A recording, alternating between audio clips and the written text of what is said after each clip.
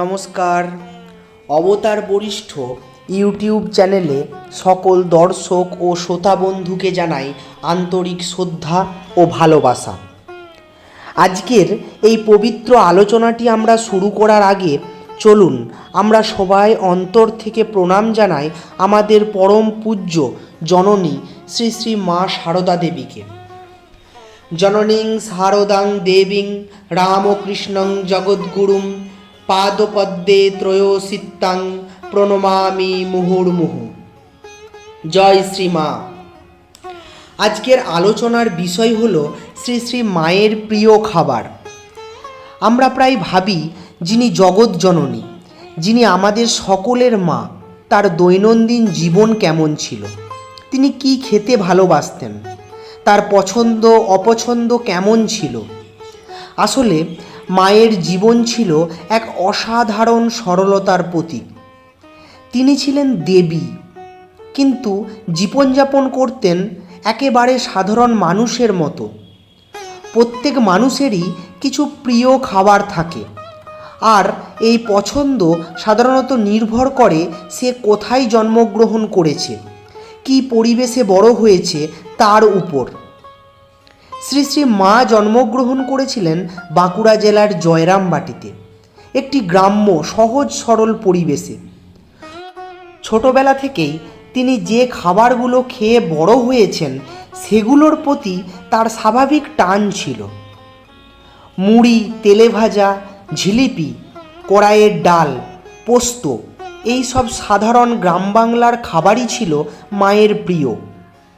কিন্তু আশ্চর্যের বিষয় হলো মায়ের এই প্রিয় খাবারগুলির কথা আমরা জানতে পেরেছি তার শিষ্যদের কাছ থেকে, যারা তার সঙ্গে তার জীবনকে খুব কাছ থেকে দেখেছেন।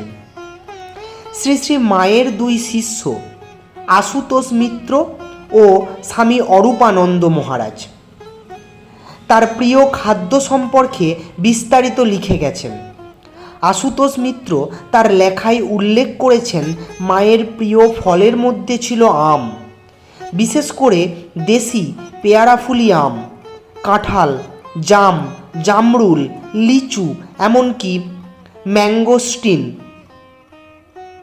শাকসবজির মধ্যে মা খুব ভালোবাসতেন সজনে ডাঁটা, কলমি শাক, সজনে শাক এবং আমরুল শাক।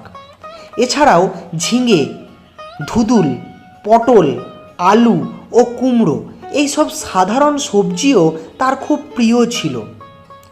ডালের মধ্যে ছোলা, অড়হর এবং মুগ ডাল তিনি খুব পছন্দ করতেন, আর বড়ি ও বড়াও তার খাদ্য তালিকায় ছিল। মিষ্টি ও পিঠার মধ্যে ছিল তিলকুটা, চিত্রকূট, ছানার মুড়কি, গজা ও পাটিসাপটা। আর তেলে ভাজা খাবারের প্রতি মায়ের বিশেষ অনুরাগ ছিল। বেগুনি, ফুরুরি, চিড়া ভাজা, পাঁপড়, এই সব খাবার তিনি খুব পছন্দ করতেন। পোস্ত বাটা ভাত, মোচা ভাত, পোস্ত চচ্চড়ি, এই সব সহজ অথচ সুস্বাদু খাবার তার খুব প্রিয় ছিল।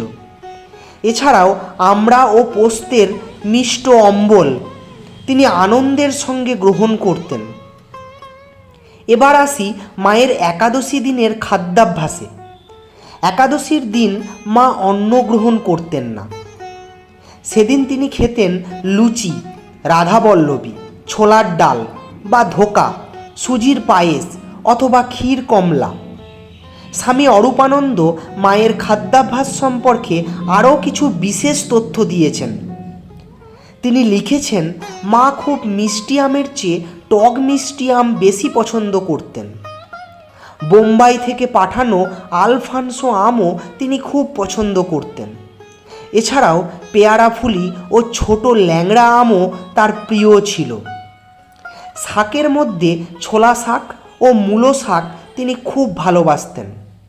একবার তিনি অসুস্থ হয়ে অরুচিতে ভুগছিলেন, তখন ওই ছোলা শাকই তার খাওয়ানো হয়।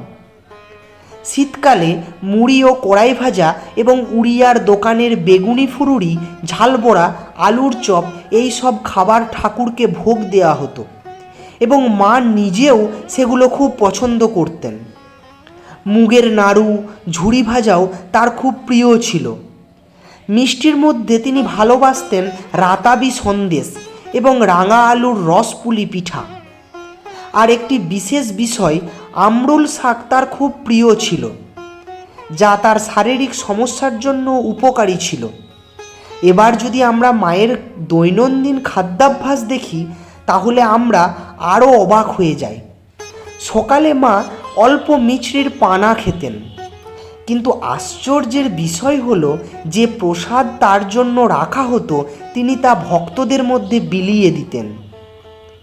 ফলে অনেক সময় তার নিজের জন্য কিছুই অবশিষ্ট থাকতো না।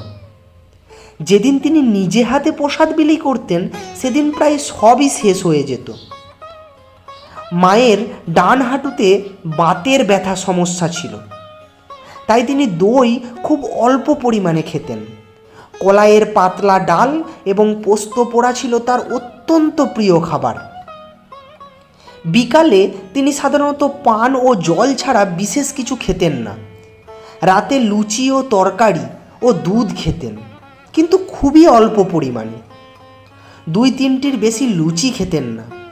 বন্ধুরা, এখানে আমরা একটি গভীর শিক্ষা পাই। যিনি জগৎজননী তিনি নিজে কখনো বিলাসিতা করেননি। সরলতা, সংযম এবং অপরিসীম ভালোবাসাই ছিল তার জীবনের মূল মন্ত্র। নিজে কম খেয়ে অন্যকে খাইয়ে তৃপ্ত হওয়াই ছিল মায়ের জীবনের একমাত্র লক্ষ্য। এই ছিল মায়ের সত্যিকারের আনন্দ। এই কারণেই তিনি শুধু একজন সাধিকা নন, তিনি আমাদের প্রকৃত মা, সাক্ষাৎ জগদ্ধাত্রী, মা জগদম্বা। শেষে বলি, মায়ের এই সরল জীবন আমাদের শেখায় জীবনে বড় হতে গেলে বড় কিছু ভোগ করতে হয় না, বরং বড় হতে হয় হৃদয়ে, ভালোবাসায় এবং ত্যাগে। আজ এতটুকুই। আমার এই ভিডিও ভালো লেগে থাকলে চ্যানেলটি সাবস্ক্রাইব করুন, লাইক কমেন্ট করে আপনাদের মতামত জানান। ভালো থাকুন, সুস্থ থাকুন এই প্রার্থনা করি ঠাকুর মা স্বামীজির কাছে। জয় ঠাকুর, জয় মা, জয় স্বামীজি।